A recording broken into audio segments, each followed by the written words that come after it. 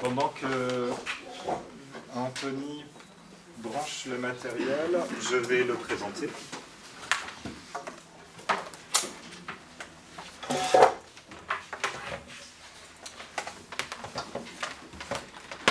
Alors, je remercie beaucoup Anthony Fian d'avoir accepté immédiatement de participer à cette journée d'études, immédiatement parce que c'est un des rares chercheurs en cinéma en France à avoir écrit, à avoir travaillé au sujet des films d'Arejan, puisque c'est un des cinéastes qui est évoqué dans un de ses livres qui concerne la notion de soustraction, de cinéma soustractif, disons, à partir d'exemples majeurs parmi le cinéma contemporain. Donc ça, c'est un essai qu'il a fait paraître aux presses universitaires de Vincennes il y a quelques années. Depuis, Anthony a publié une série d'ouvrages monographiques significatifs, donc des livres au sujet de cinéastes aussi importants que Wang Bing, Hong Sang-soo, au sujet duquel il a dirigé 2 ouvrages collectifs, dont un livre d'entretien avec le réalisateur, Jason Ke également, Pedro Costa, Denis Gerbrand, plus récemment, selon une approche davantage documentariste. Et je dois oublier tellement de choses, mais je ne vais pas passer les 45 minutes à présenter Anthony Fian. Je vais plutôt lui laisser la parole pour son intervention qu'il a proposé d'intituler « Présence du cinéma dans les films d'Arejan Omirbaev, une question de regard ». Donc là, c'est le sous-titre que tu as ajouté pour préciser ton intervention ce matin. Et sans plus tarder, cher Anthony, je te laisse la parole. Merci. Merci beaucoup Robert. Bonjour à toutes et tous. Merci de votre présence. Donc un immense merci à Eugénie et Robert pour l'invitation et puis surtout pour cette formidable initiative, puisque cette journée d'études et la publication qui la prolongera constitue à mon sens une réparation à une injustice criante par rapport à la reconnaissance du cinéma de Darejan. Robert m'a dit, par rapport au programme que vous avez eu, j'ai ajouté un sous-titre, une question de regard. J'avais initialement prévu de m'en expliquer en introduction, mais je vais gagner quelques minutes en ne le faisant pas, parce que je crois que vous allez très très vite comprendre pourquoi j'ai ajouté ce sous-titre. Alors, cette communication, je vais la mener à un rythme effréné, parce que j'ai énormément de choses à vous dire. J'ai élagué jusqu'à ce matin, mais il me reste toutefois beaucoup de choses à dire.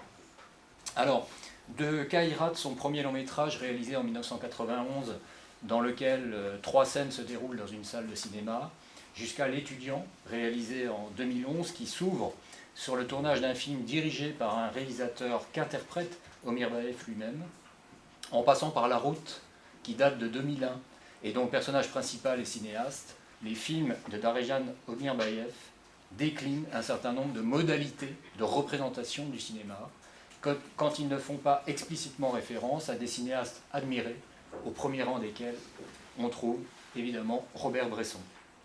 Donc, en analysant et confrontant ces modalités et références, je vais tenter de définir au mieux la manière dont l'œuvre du cinéaste kazakh s'en vient ainsi dessiner, puis, comme on le verra, quelque part liquider un véritable imaginaire du cinéma. Alors la dimension réflexive du cinéma d'Omirbaev ne date pas de Kairat, mais du court-métrage réalisé en 1988 au VGIK, intitulé « Juillet ». D'une durée de 23 minutes, le film retrace une journée d'été de 2 jeunes garçons vivant dans un village kazakh, confrontés à l'ennui. Très vite, la principale attraction prend la forme d'une séance de cinéma. Un film musical indien est en effet projeté en plein après-midi dans une salle de fortune où se massent pour l'essentiel enfants et jeunes du village. Le titre du film n'étant pas mentionné dans la séquence ni au générique final, j'ai dû solliciter de l'aide pour l'identifier, et c'est à Amandine d'Azevedo, que je remercie au passage, que je dois l'identification du film. Il s'agit du film Bobby de Raj Kapoor, énorme succès public de 1973, devenu culte en Inde et reposant sur l'histoire d'amour entre le fils d'un riche homme d'affaires et la fille d'un pauvre pêcheur. Notons que ce film est en couleur, alors que celui de Mirbaev est en noir et blanc. Très vite, le découpage de la séquence d'environ 4 minutes, que je vais restituer chronologiquement, est une affaire de regard. De raccord regard entre les deux personnages du film indien à travers l'insert de ces deux plans sur l'écran du cinéma. Notez que mes deux captures d'écran ne restituent bien sûr pas le zoom avant agissant comme l'expression d'un coup de foudre. Affaire de raccord regard entre l'écran et l'assistance à un moment où le personnage du film indien, un personnage masculin, se met à chanter. Affaire de raccord regard entre l'écran et l'un des deux protagonistes. Et là, si je peux me permettre, Mirbaev triche en insérant un plan sur le personnage féminin en maillot de bain qui est situé plus loin dans le film alors qu'on entend toujours le jeune homme chanter. Affaire de raccord regard toujours entre l'assistance et le spectateur le plus près de la fenêtre lorsque le rideau s'en vient à tomber. Suit un insert sur le coude de l'un des deux personnages, se rapprochant de celui de sa jeune voisine. C'est là une figure qui deviendra récurrente dans le cinéma de Mirbaev. Puis, lorsqu'un plan général sur la sortie de la salle établit le regard entre le jeune garçon et la jeune fille, eh bien nous avons un raccord regard entre les deux qui atteste d'un intérêt partagé. Quant à son camarade resté dans la salle, il s'enquiert de la prochaine séance en s'adressant au projectionniste à travers la fenêtre de sa cabine, avant de proposer à son ami d'y retourner le soir même. Alors on l'a dit, la première fonction de cette séquence de cinéma est de tromper l'ennui des deux jeunes protagonistes. D'autres activités que celle-ci le permettent. Mais parmi ces activités, seule la séance de cinéma nécessite de l'argent. On a là un grand thème du cinéma de Mirbaev.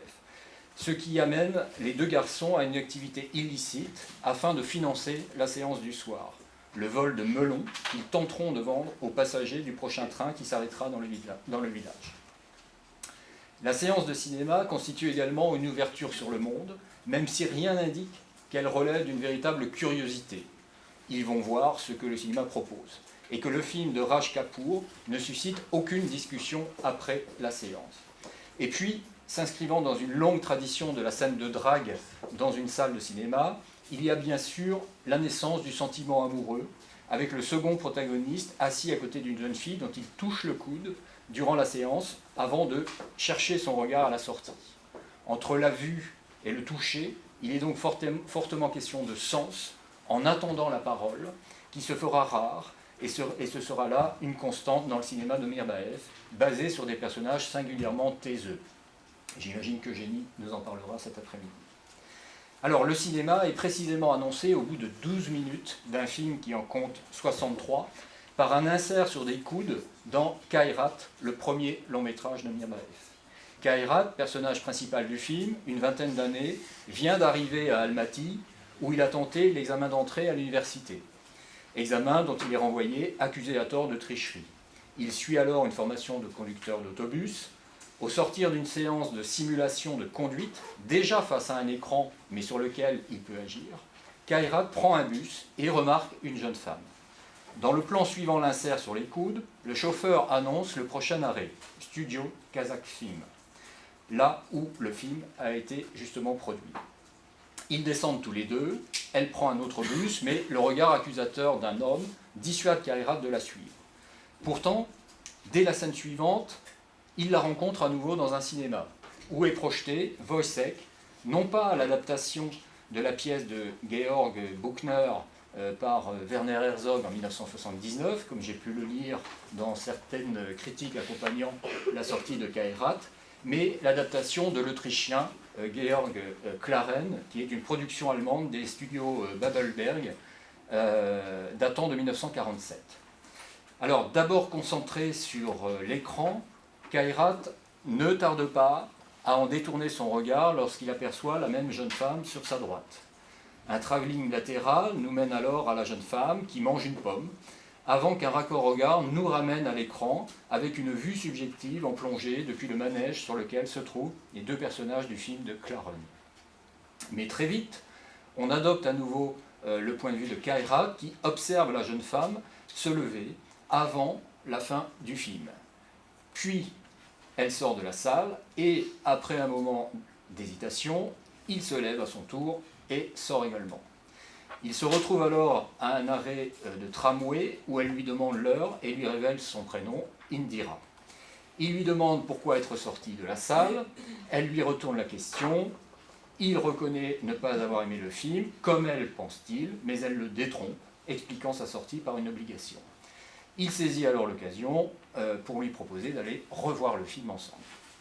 Alors entre la séquence de juillet et celle-ci, on peut observer une certaine évolution. Celle d'un jeune garçon devenu jeune homme, monté à la ville, solitaire, vivant dans un foyer de jeunes travailleurs, mais trompant toujours l'ennui en allant au cinéma, ayant pris une certaine assurance, ou une certaine insistance, c'est selon, dans son approche des femmes. Il tentera de revoir Indira durant tout le film, souvent vainement lorsqu'il se rend sur son lieu de travail dans les chemins de fer. Il retourne pourtant au cinéma à 28 minutes du début, cette fois en couple établi, dans une scène s'ouvrant sur un plan général depuis l'arrière de la salle, l'écran étant dévoilé par l'ouverture du rideau. Suit un plan sur Kairat, avant que la présence d'Indira ne soit validée, là encore, par un raccord regard. Puis par un insert sur leur coude, après quoi un premier insert sur l'écran révèle le film, une scène montrant deux corps nus dans la nature, extraite de Sauve et protège, l'adaptation en 1989 de Madame Bovary d'Alexandre Sokourov, lui aussi en couleur quand le film de Mirbaev est en noir et blanc. Là aussi, ni la séquence ni le générique ne mentionnent le titre du film cité, et c'est Eugénie qui m'a permis de l'identifier, je l'en remercie. Notons que la séquence du film de Sokourov est située à 50 minutes du début, nous permettant d'évaluer précisément l'ellipse temporelle, peu perceptible et appuyée, voire dissimulée, entre les deux premiers plans de la séquence. Le couple est alors réintroduit dans la vaste salle, puis tenant entièrement dans le même cadre, toujours coude à coude. Ils se mettent alors à manger chacun un bonbon, ce qui, après un nouvel insert sur le film, provoque le regard réprobateur d'une spectatrice, entraînant une nouvelle sortie prématurée des deux personnages, qui n'auront donc vu qu'une cinquantaine de minutes d'un film de 2